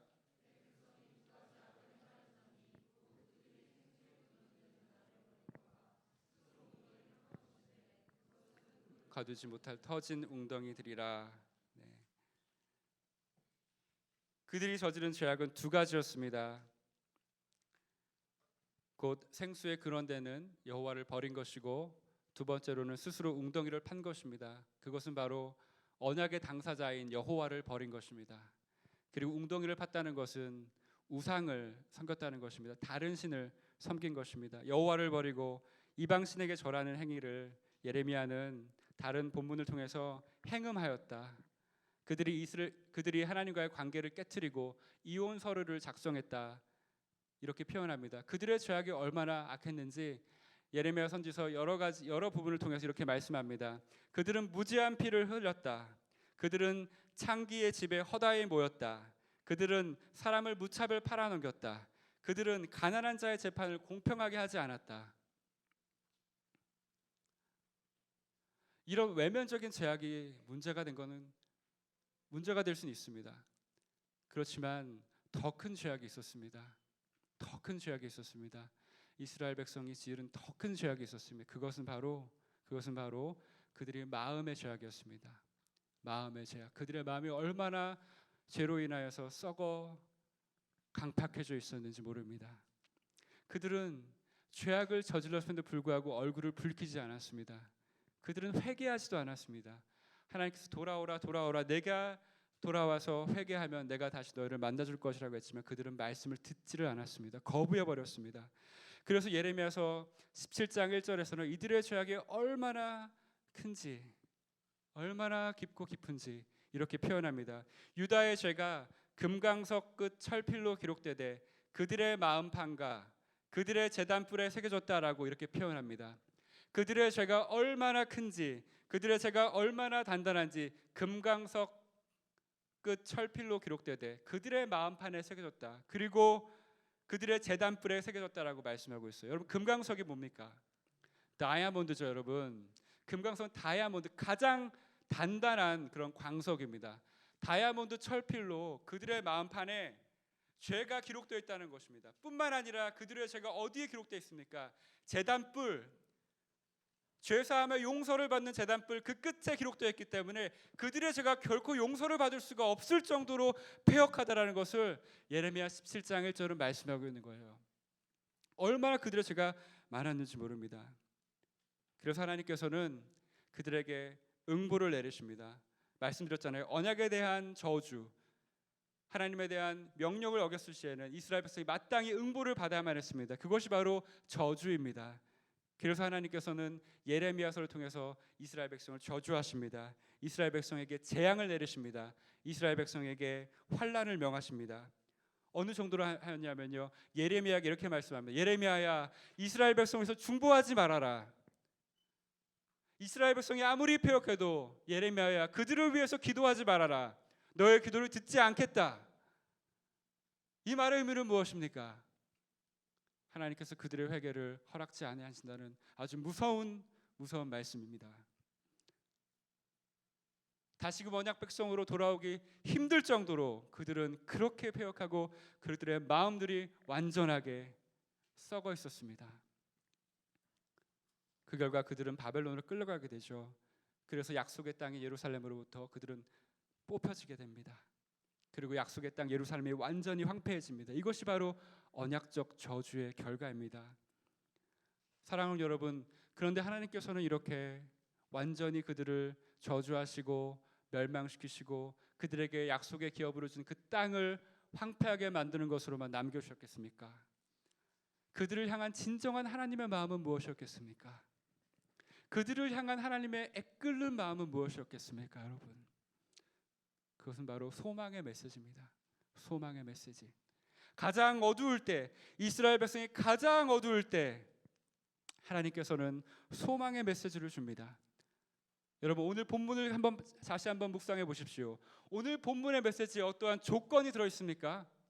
아무런 조건이 없습니다. 하나님의 소망의 메시지는 조건적인 소망의 메시지가 성경에 가득하고, 하나님의 소망의 메시지는 조건 없는 무조건적인 소망의 메시지가 성경에 가득합니다. 그런데 예레미야서에서 예레미야 31장에서 하나님께서 이스라엘 백성에 주시는 소망의 메시지는 조건이 없습니다. 무조건적인 소망의 메시지입니다. 내가 새 언약을 너희들에게 맺을 것이다라고 하나님께서 주권적으로 임하셔서 그들을 회복시켜 주실 것이라고 말씀을 하고 있습니다. 하나님께서도 우리에게 그와 같이 주권적으로 우리의 소망을 회복시켜 주십니다. 여러분 믿으십니까? 네. 우리의 의지로, 우리의 행함으로, 우리의 공로로 우리의 소망이 생기지가 않습니다. 우리의 소망은 누구입니까? 예수 그리스도이십니다. 우리의 소망은 하나님이십니다. 그래서 우리가 이 자리에 모였습니다. 우리에게 초점받지 아니하고 이제는 하나님께 초점을 둬서 하나님께 소망을 두기 위해서 왔습니다. 왜? 하나님께서 우리에게 무조건적으로 은혜로 우리에게 소망의 메시지를 주시기 때문입니다. 많은 사람들이 이 시대를 정말로 절망의 시대라고 얘기합니다. 사회적으로 한 계층이 다른 계층으로 올라가기가 너무나 힘든 절망의 시대라고 얘기를 합니다. 하지만 여러분, 우리에게는 하나님이 계십니다. 언약에 신실하신 하나님이 계세요. 다윗 언약을 우리에게 주신, 나승호에게 주신, 여러분들 한 사람에게 주신 하나님이 계십니다. 그렇기 때문에 우리는 이 절망의 시대에 소망이 될 수 있는 것입니다. 우리의 능력 때문에 그런 것이 아니에요, 여러분. 하나님이 우리 가운데 있기 때문입니다. 우리는 새 언약의 백성들이기 때문에 그와 같이 소망이 있는 사람들입니다. 여러분, 여러분의 모습을 보지 마세요. 하나님의 모습을 보세요. 저는 항상 하나님의 모습을 봅니다. 저는 정말 작아요. 저는 정말 소심해요. 하지만 하나님이 내 안에 계시고 저는 누구보다도 담대합니다. 왜냐하면 하나님이 강하시기 때문입니다. 여러분, 사도 바울이 그렇기 때문에 약한 그때 강함이라고 고백할 수 있는 것입니다. 사도 바울이 강해서 그렇습니까? 아닙니다. 여러분 다 강한 자들입니다. 왜냐하면 여러분 가운데 소망이 되시는 하나님이 있기 때문이에요. 여러분의 모습을 보지 마세요. 하나님의 모습을 보세요. 하나님과 함께 있는 자들에게는 하나님이 주시는 강함이 있어요. 그래서 우리는 승리할 수 있는 거예요. 하나님이 우리에게 주시는 이 언약은 영원한 언약입니다. 여러분, 영원한 언약. 이제 이 새 언약의 내용이 어떠한 것인지 한번 보도록 하겠습니다. 새 언약의 내용은 아까 제가 빨리 읽었어요. 마음이 좀 급해서. 새 언약의 내용은 바로 하나님 자신이 하나님의 법을 바로 우리의 마음 속에 두고 우리의 마음에 기록한다는 내용입니다. 그렇죠, 여러분? 새 언약이 가지고 있는 가장 특징적인 내용 중 하나가 바로 율법이 우리 마음속에 내재화된다는 것입니다. 인간이 손으로 쓴 그 율법이 아니라 하나님이 직접 그 율법을 우리 마음판에 기록한다는 것입니다. 하나님의 주도성이 나타나죠. 그리고 율법이 이 마음 겉으로만 기록되는 것이 아니라 마음 내부, 우리의 내장, 장기들 안에 기록된다는 것입니다. 마이크로소프트 칩이 우리 내장 안에 딱 있어가지고 이제는 자동적으로 어떻게 된다고요? 율법에 순종할 수 있는 사람이 된다는 것입니다. 여러분들은 율법에 순종할 수 있는 사람들이 왜? 하나님의 율법이 여러분 마음속 내장 깊은 곳에 내재화되었기 때문에. 여러분 믿으십니까? 하나님이 새겨놓으셨어요. 우리는 새 언약의 백성들입니다. 새 언약의 중보자가 누구십니까? 예수 그리스도이십니다. 그러므로 우리는 새 언약의 백성들인 거예요. 예수 그리스도를 통해서 이미 우리는 새 언약의 백성으로 들어오게 되었습니다. 그래서 새 언약의 백성으로서 하나님의 율법이 이미 우리 마음속 깊은 곳에 내재화되어 있습니다. 그래서 우리는 율법을 지킬 수 있어요. 순종할 수 있습니다. 우리는 그런 사람들이에요. 여러분 그 누가 산상수훈의 말씀을 지킬 수 없다고 말합니까? 여러분 그 누가 원수를 사랑하라는 하나님의 말씀은 지킬 수 없는 계명이다라고 얘기합니까?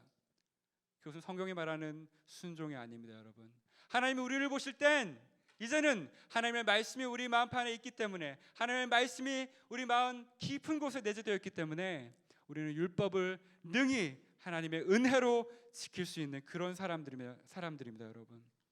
여러분 이 사실 꼭 믿으셔야 됩니다. 그래야 여러분 순종할 수 있습니다. 그래야 여러분 기쁘게 하나님의 말씀에 여러분들 순복할 수 있습니다.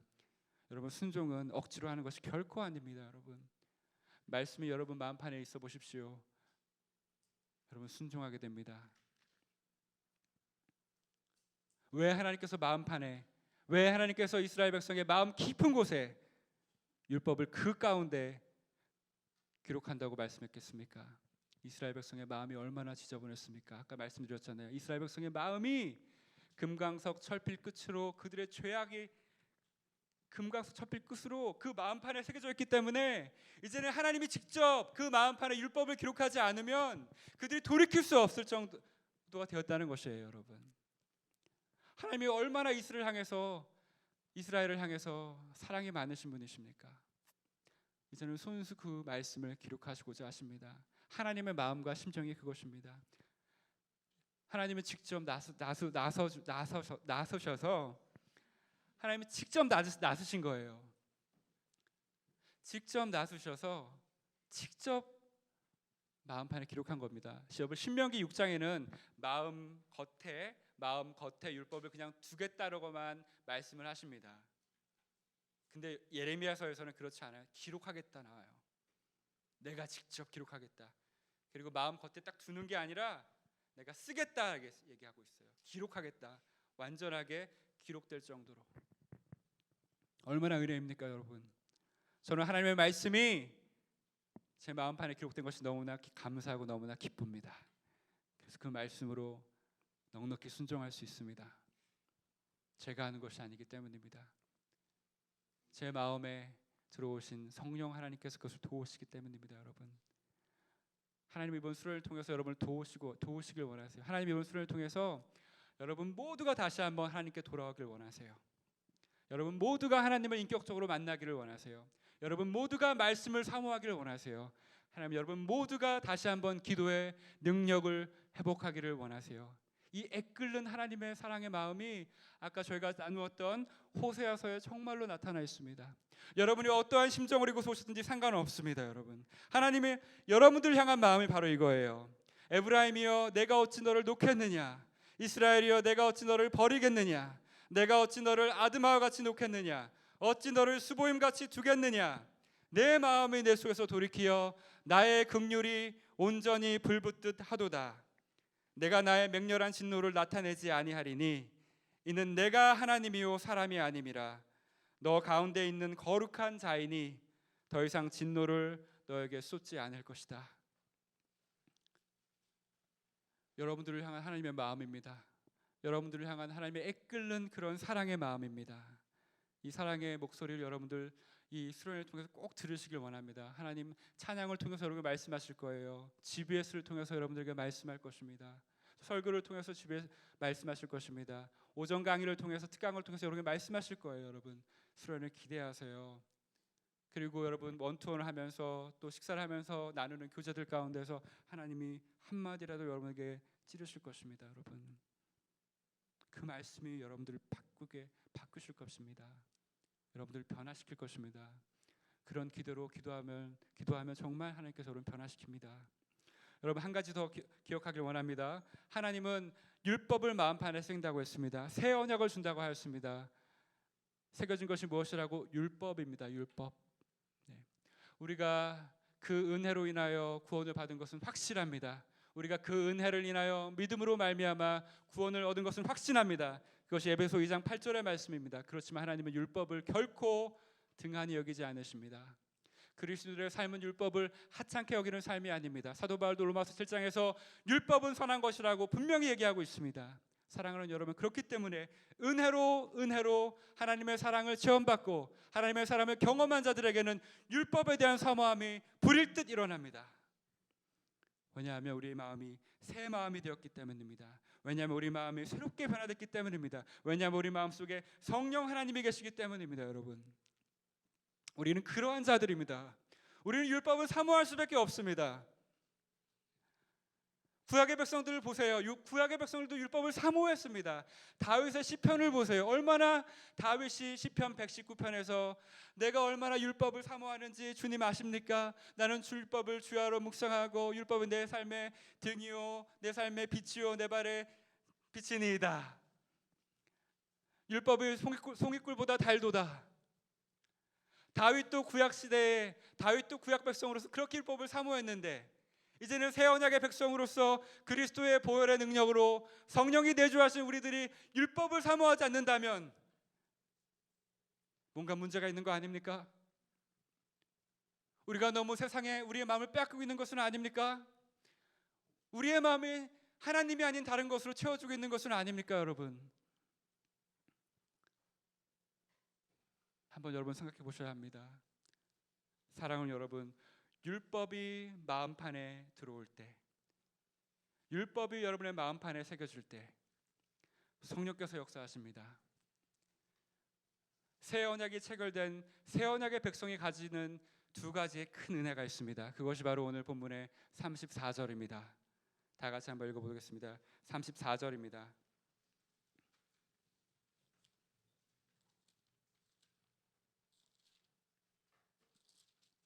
예레미야 31장 34절입니다.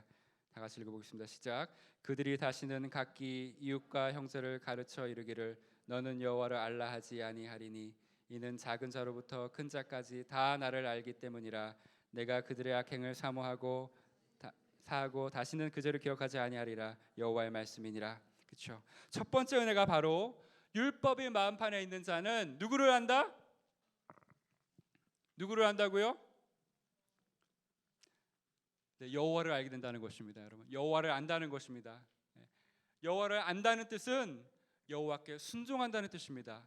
구약 성경에서 여호와를 안다는 것은, 내가 여호와를 안다는 것은 하나님의 말씀에 순복한다는 의미입니다. 그래서 이스라엘 백성이 하나님께 순종하지 아니하고 격기를 갔을 때마다 성경은 항상 이렇게 기록합니다. 이스라엘 백성이 누구를 알지 못함이라?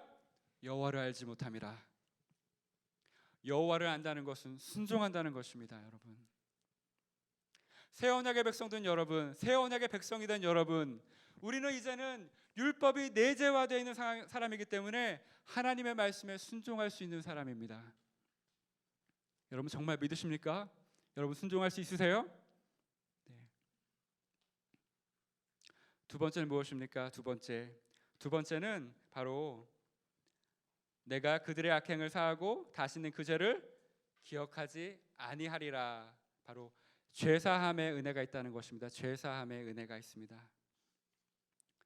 율법이 마음판에 새겨진 자들에게 주어지는 하나님의 놀라운 은혜가 하나가 바로 죄사함이 있다는 것입니다. 죄사함의 은혜가 그들 가운데 가득 있다는 것입니다.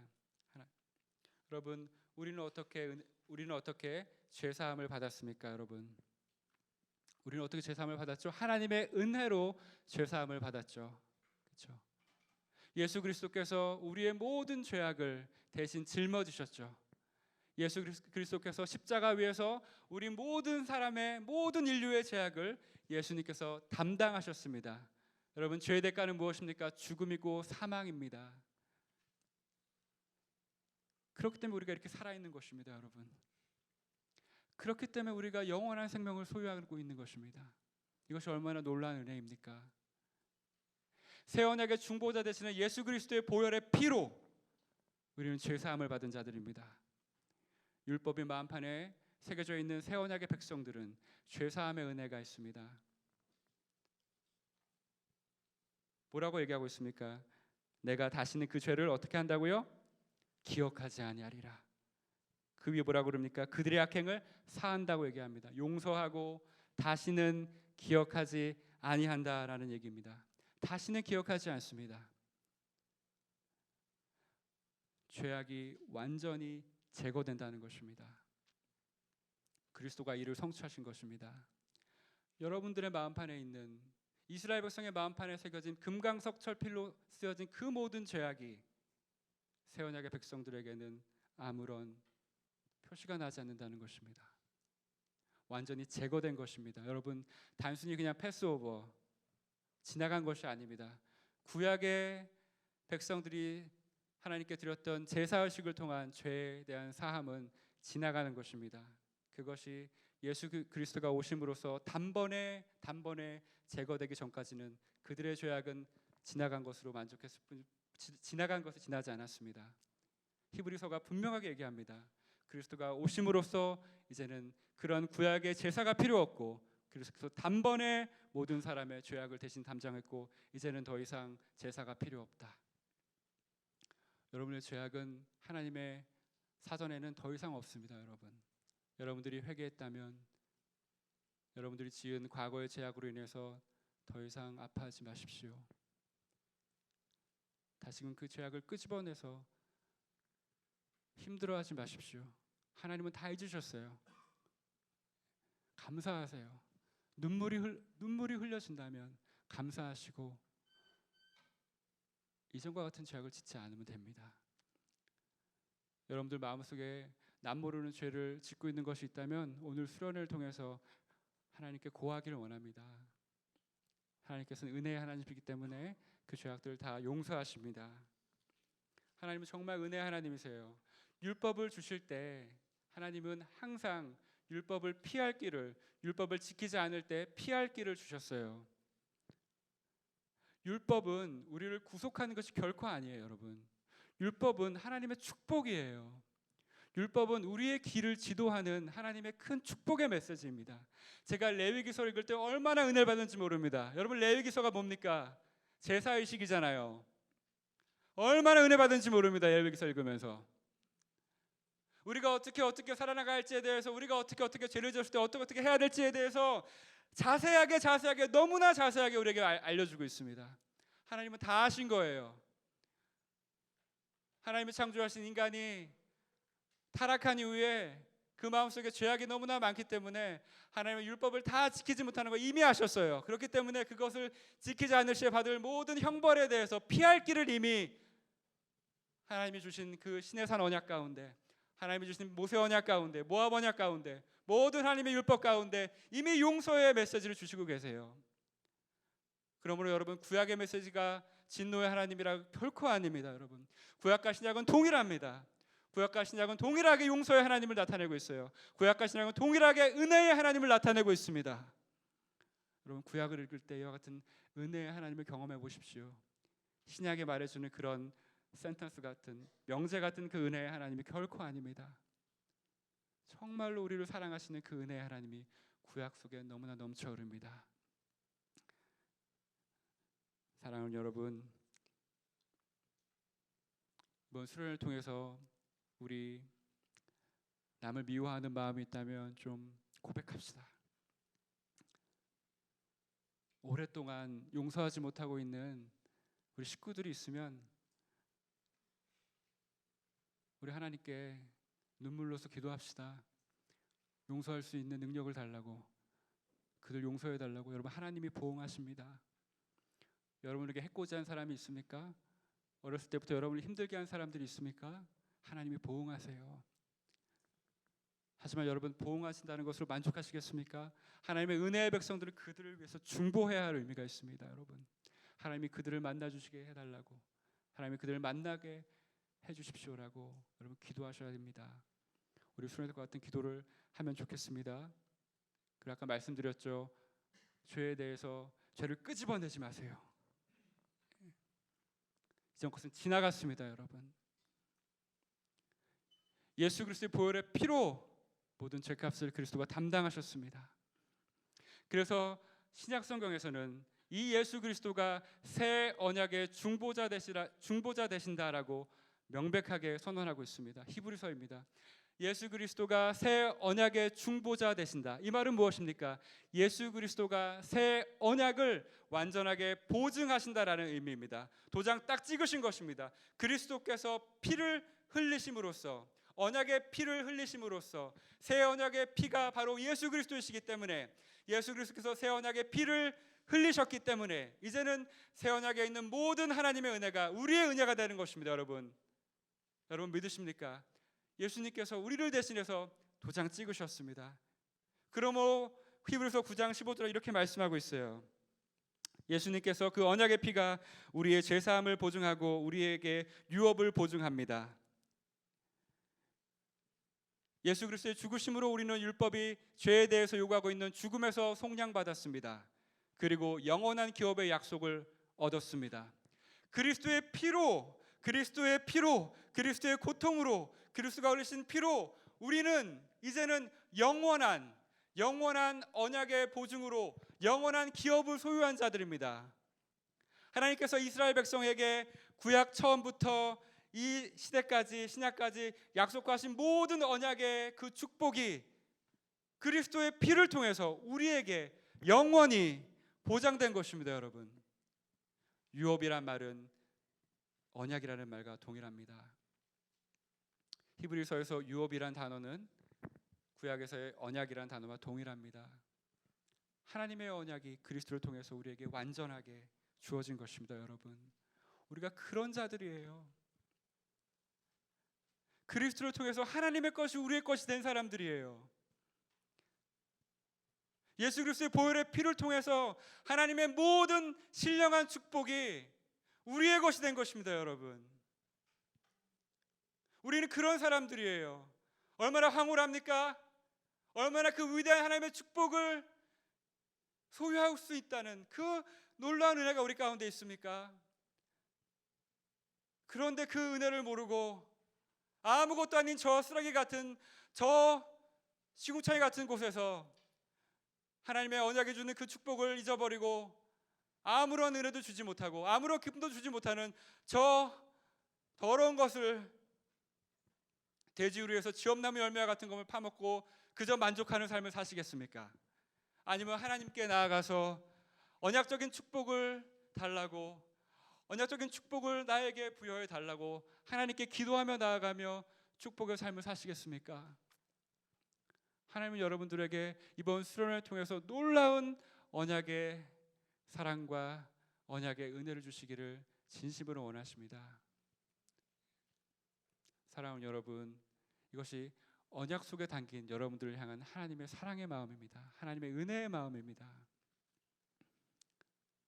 이번 수련을 통해서 이와 같은 은혜가 여러분들에게 가득 임하기를 예수 그리스도의 이름으로 축원합니다. 다 같이 한번 기도하고 찬양하도록 하겠습니다.